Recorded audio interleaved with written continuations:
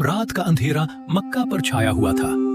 कुरैश के सरदारों ने फैसला कर लिया था, आज रात मोहम्मद सल्लल्लाहु अलैहि वसल्लम को कत्ल कर दिया जाएगा। हर कबीले से एक एक आदमी चुना गया था ताकि खून की जिम्मेदारी किसी एक पर न पड़े। वो सब तलवारें लेकर रसूलुल्लाह सल्लल्लाहु अलैहि वसल्लम के घर के बाहर जमा हो गए। इंतजार कर रहे थे, मगर अल्लाह का फैसला कुछ और था। रसूलुल्लाह सल्लल्लाहु अलैहि वसल्लम ने हजरत अली रजी अल्लाहु अन्हु को अपने बिस्तर पर लिटाया, अपनी चादर ओढ़ाई और घर से निकल गए। कातिलों के दरमियान से, उनकी आंखों के सामने से और किसी को खबर न हुई। अल्लाह ने उनकी आंखों पर पर्दा डाल दिया था। रसूलुल्लाह सल्लल्लाहु अलैहि वसल्लम सीधे हजरत अबू बकर सिद्दीक रजी अल्लाहु अन्हु के घर पहुंचे, रात के अंधेरे में पिछले दरवाजे से।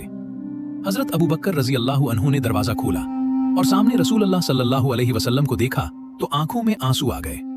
रसूलुल्लाह सल्लल्लाहु अलैहि वसल्लम ने फरमाया, हिजरत का वक्त आ गया। हजरत अबू बकर रजी अल्लाहु अन्हु ने एक लम्हा भी नहीं सोचा। उन्होंने कहा, या रसूलुल्लाह सल्लल्लाहु अलैहि वसल्लम, क्या मैं भी साथ चलूंगा? रसूलुल्लाह सल्लल्लाहु अलैहि वसल्लम ने फरमाया, हाँ, तुम साथ चलोगे। इस लम्हे हजरत अबू बकर रजी अल्लाहु अन्हु खुशी से रो पड़े। ये वो आंसू थे जो दुनिया की किसी खुशी ने नहीं निकाले थे। दोनों रात के अंधेरे में मक्का से निकले और जुनूब की तरफ गारे थौर की तरफ बढ़े, उल्टी सिमत, ताकि ताक़ुब करने वाले धोखा खाएं। पहाड़ पर चढ़ते हुए हजरत अबू बकर रजी अल्लाहु अन्हु कभी आगे बढ़ते, कभी पीछे आ जाते, हर तरफ से रसूलुल्लाह सल्लल्लाहु अलैहि वसल्लम की हिफाजत करते। गार में दाखिल होने से पहले हजरत अबू बकर रजी अल्लाहु अन्हु पहले खुद अंदर गए। अपने हाथ से गार के हर कोने को साफ किया, हर सुराख को अपने कपड़े की पट्टियों से बंद किया। एक सुराख बाकी रह गया, उस पर अपना पांव रख दिया। फिर बोले, या रसूलुल्लाह सल्लल्लाहु अलैहि वसल्लम, अब तशरीफ लाएं। रसूलुल्लाह सल्लल्लाहु अलैहि वसल्लम गार में दाखिल हुए और हजरत अबू बकर रजी अल्लाहु अन्हु की गोद में सर रखकर सो गए। बाहर कुरैश के 100 ऊंटों का इनाम लेकर तलाश करने वाले पहुंच गए।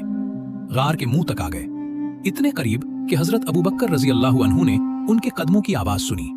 उनका दिल कांपा, मगर रसूलुल्लाह सल्लल्लाहु अलैहि वसल्लम के लिए, अपने लिए नहीं।